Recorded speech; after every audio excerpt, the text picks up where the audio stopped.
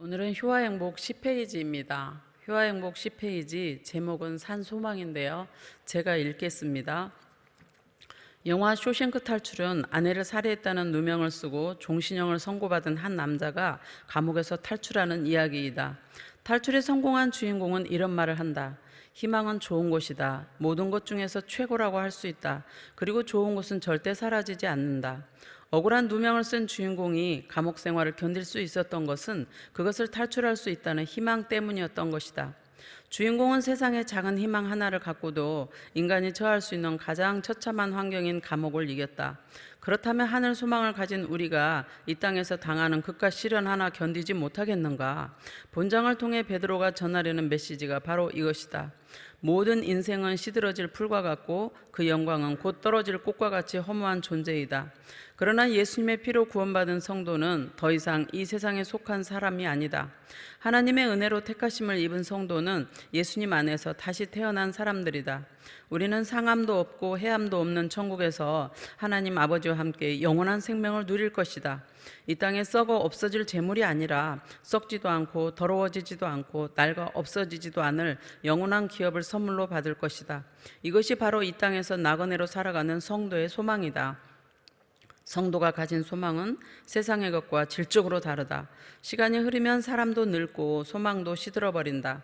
그러나 성도의 소망은 시간이 흐를수록 더 크게 성장하는 산소망, 즉 살아있는 소망이다. 산소망은 죽어있는 우리 삶에 생기를 준다. 성도가 시련 때문에 넘어지는 것은 천국에 소망을 두지 않고 이 땅에 썩어질 것에 소망을 두기 때문이다. 우리는 본향을 향해 가는 나그네이다. 이 땅에서 잠시 시련을 당해도 낙심하지 말자. 우리는 천국에 안전하게 도착할 때까지 하나님의 능력으로 보호하심을 받고 있다. 아멘. 오늘부터 이제 베드로전서를 보게 됩니다. 베드로전서는 예수님을 믿는다는 그 이유로 고난과 박해를 받는 성도들에게 보낸 편지입니다. 그리스도인들에게 용기와 위로를 주고요, 소망을 주기 위해서 격려하는 내용이 담겨 있는 책입니다. 베드로전서의 이러한 내용은 이제 당시 성도들뿐만 아니라 이 시대를 살아가고 있는 우리들에게도 적용되는 삶의 지침서입니다. 1장은 25절까지 있는데 이 시간은 1절에서 7절의 내용만 살펴보도록 하겠습니다. 1절에는요, 베드로전서를 기록한 사람과 당시 그 기록된 베드로전서를 받을 수신자가 이제 나타납니다. 그래서 1절을 제가 다시 읽어보면, 예수 그리스도의 사도 베드로는 본도, 갈라디아, 갑바도기아, 아시아와 비두니아에 흩어진 나그네라 이렇게 말씀합니다. 베드로전서 기록자는 누구라고 나타나죠? 예수 그리스도의 사도 베드로라고 이렇게 나타납니다. 그래서 그 베드로가 이 베드로전서를 직접 쓴 게 아니고요, 말로 구술을 합니다. 그 말로 구술한 것을 누가 받아서 쓰냐면 베드로의 믿음의 동역자였던 실로아노가 이제 받아서 기록했다고 베드로전서 5장에 그렇게 나타납니다. 그래서 베드로가 자신을 가리켜서 예수 그리스도의 사도라고 그렇게 표현을 하는데요, 사도란 말은 보내심을 받다라는 그런 말입니다. 그러니까 베드로는 예수 그리스도께서 직접 부르시고 선택하신 제자로서 예수님께 능력을 받아 하나님의 나라를 선포하도록 사명을 받은 사람입니다. 베드로는 누구한테 편지를 보내냐면 그 당시 본도, 갈라디아, 갑바도기아, 아시아와 비두니아에 흩어진 나그네들에게 편지를 보낸다고 이렇게 말씀하는데요, 여러 가지 지명들이 나타나는 이곳은 지금의 터키 지역에 해당합니다.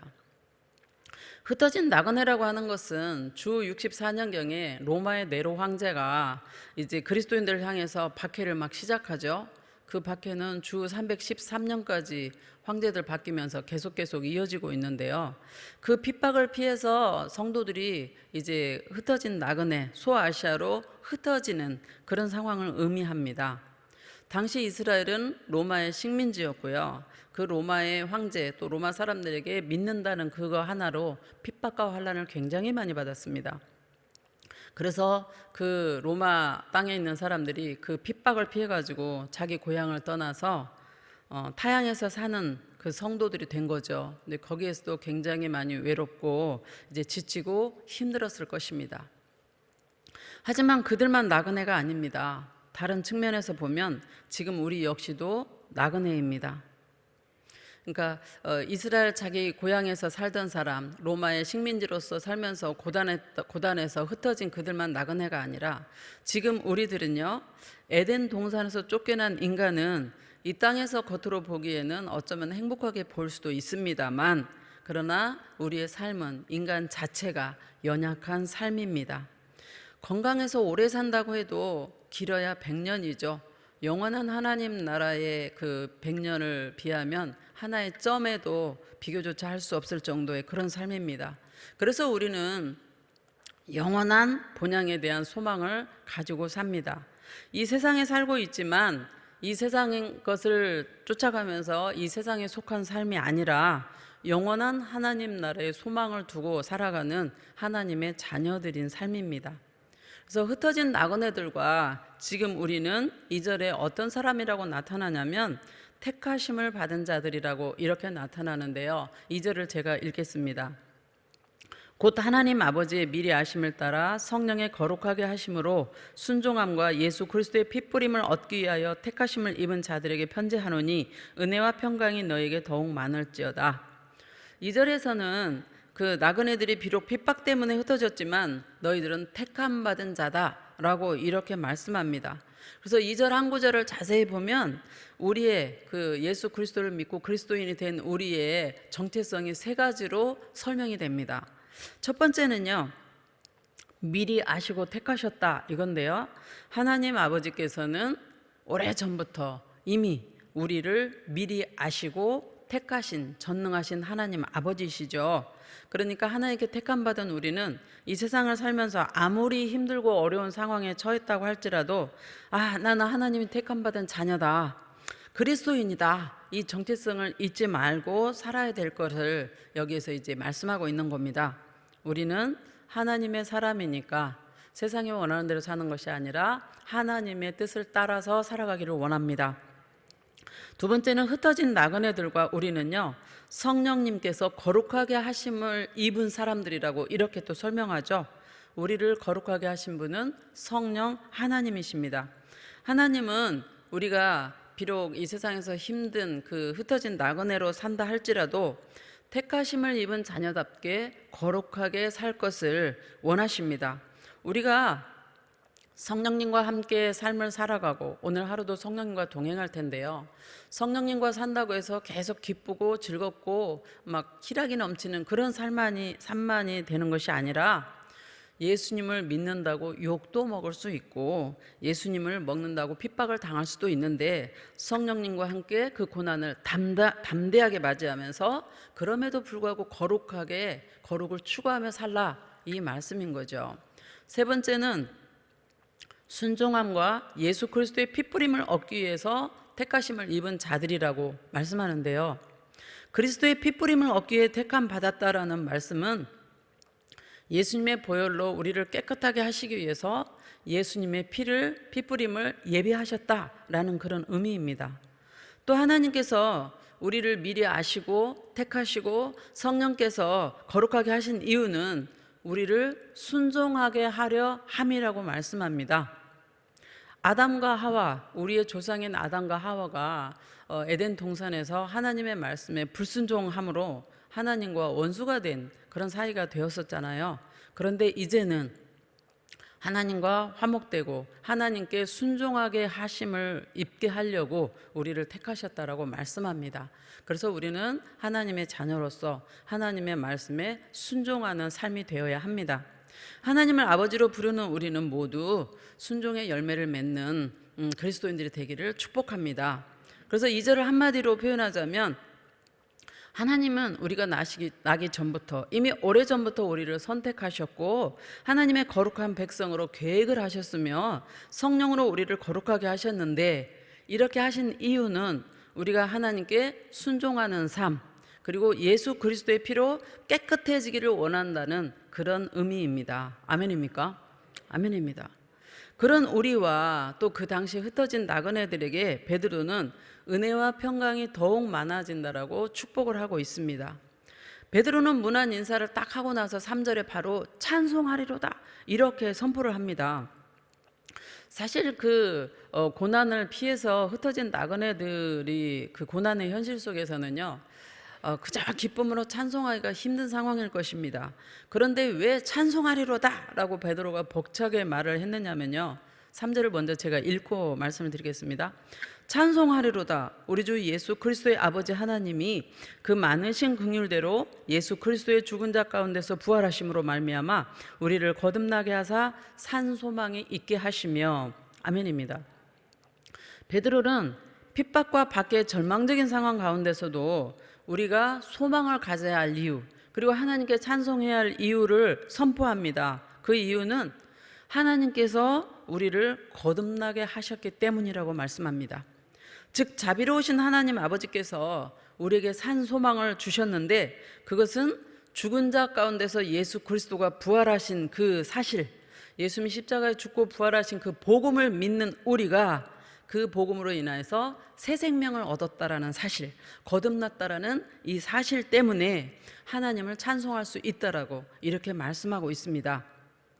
다시 말씀드리면, 구원받은 사람들은 자꾸 하나님을 찬양하고 싶고, 우리 하나님 찬양하고 싶으신가요?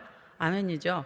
찬양하고 싶고, 찬양 드릴 때도 그 찬송과 가사에, 복음성과 가사에 우리의 신앙의 고백을 담아 하나님께 마음으로 진심으로 드려드리는 그 찬양을 올려드리게 되는 거죠.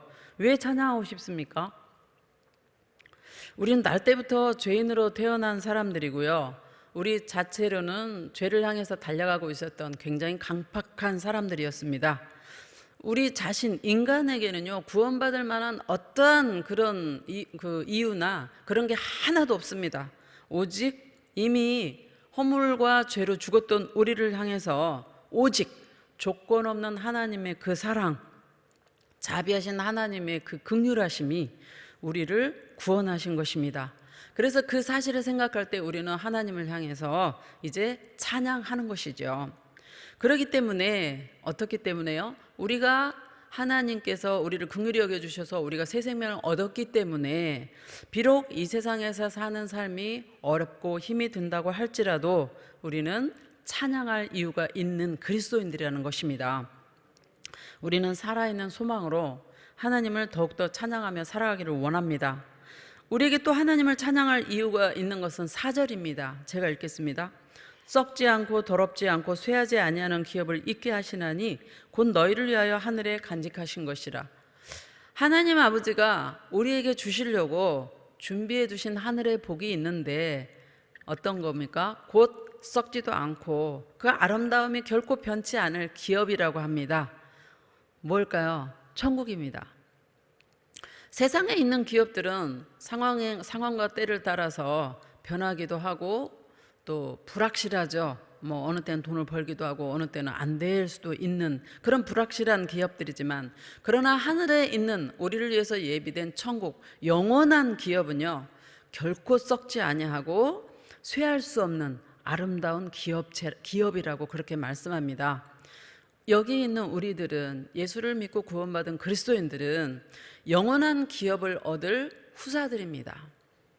그래서 비록 이 세상이 좀 힘겨울지라도 소망을 두고, 어디에 소망을 둡니까? 하늘에 소망을 두고 인내하면서 기도하면서 달려가라고 그렇게 말씀하는 거죠.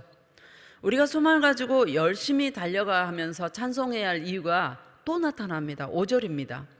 너희가 말세에 나타내기로 예비하신 구원을 얻기 위하여 믿음으로 말미암아 하나님의 능력으로 보호하심을 입었나니. 아멘입니다.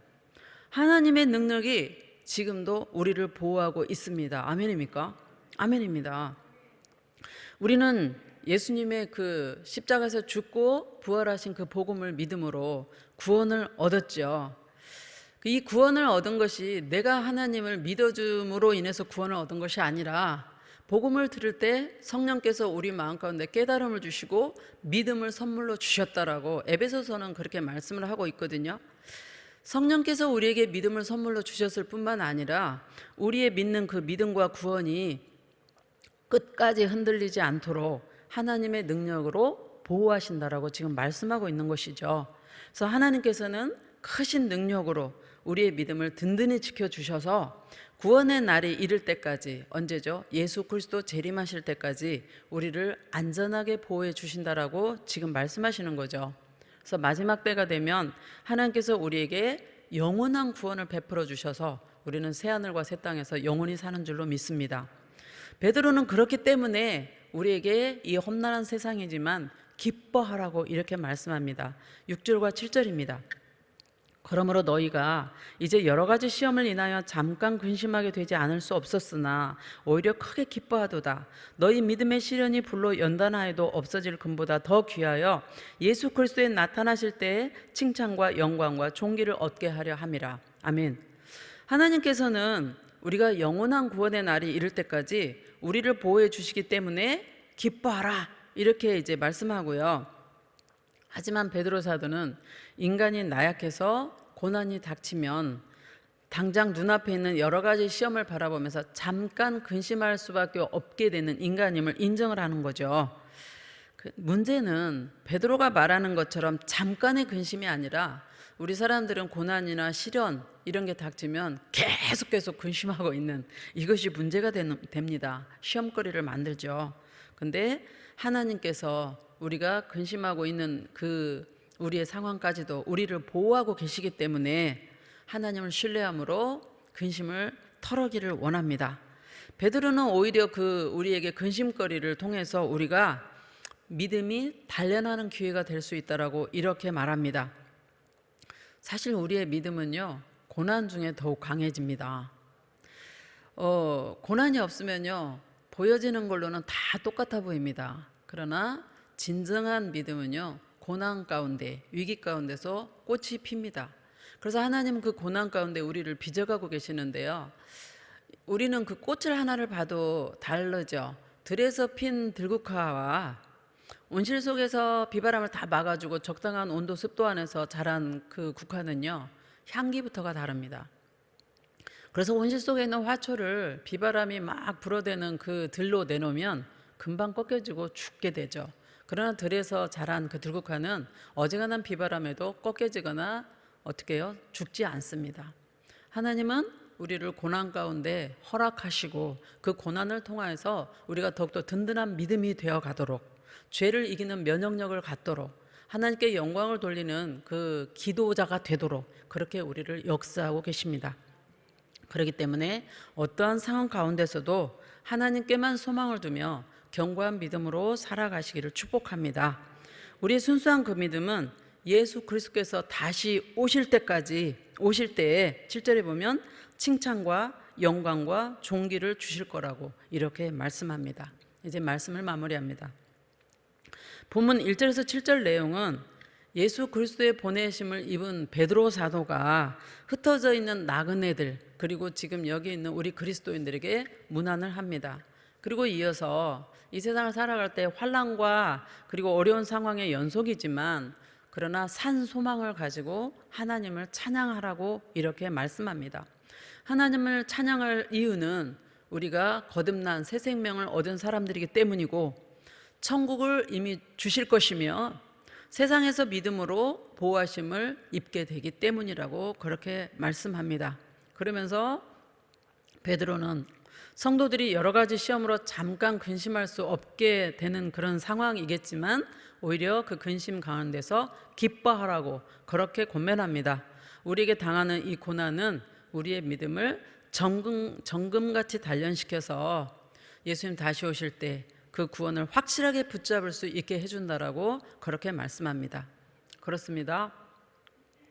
우리는 나를 위해서 십자가에서 죽으시고 부활하신 예수 그리스도를 믿음으로 구원을 얻었습니다. 우리는 하나님 주신 은혜로 나에게 그 믿음을 선물로 주셨고요. 하나님께서 우리를 구원하신 그 이유 가운데 하나는 우리가 하나님께 순종하도록, 그리고 예수의 피로 깨끗하심을 입게 하도록 그렇게 우리를 택하셨음을 이 시간에 보았습니다. 그리고 하나님은 그리스도인 된 우리를 천국 가는 그날 때까지 보호하고 계심도 오늘 확인합니다. 이 확신 가운데 이 하루도 혹시 고난이 있다 해도, 시험이 있다 해도 믿음으로 단련되는 기회로 삼으시고 오히려 하나님께 산 소망을 가지고 감사하는 이 하루가 되기를 축복합니다. 아무것도 염려하지 마시고 하나님을 신뢰하심으로 기도하는 오늘 하루가 되기를 원합니다. 기도하겠습니다. 하나님 아버지, 참으로 감사를 드립니다. 우리를 미리 아시고 택하시고 불러주셔서 성령으로 거룩하게 하시고 또 예수 그리스도가 나를 위해 십자가에 죽고 부활하신 복음을 들음으로 믿음을 선물로 주셔서 참 감사합니다. 그 믿음을 주셨을 뿐만 아니라 예수 그리스도 다시 오실 때까지 믿음으로 경고하도록 우리를 붙들어 주시며 보호하시는 하나님, 너무너무 감사를 드립니다. 그리스도인 된 우리가 이 세상을 살아나갈 때 세상 속에서 때로는 어려움이 있고 환난이 있고 시련이 있습니다. 그 시련 가운데서 연약한 인간이라서 흔들리기도 하고 또 잠깐 근심할 수밖에 없는 그런 연약한 우리임을 고백합니다. 그러나 사도 베드로의 그 권면처럼 잠깐만 근심할 뿐 곧 하나님께 모든 걸 맡기고 산 소망을 가지고 기뻐하며 기도함으로 승리하는 우리가 되기를 원합니다. 분명히 성경에는 말씀하셨습니다. 아무것도 염려하지 말고 오직 모든 일에 기도와 간구로 내 구할 것을 감사함으로 하나님께 아뢰라고 말씀하셨습니다.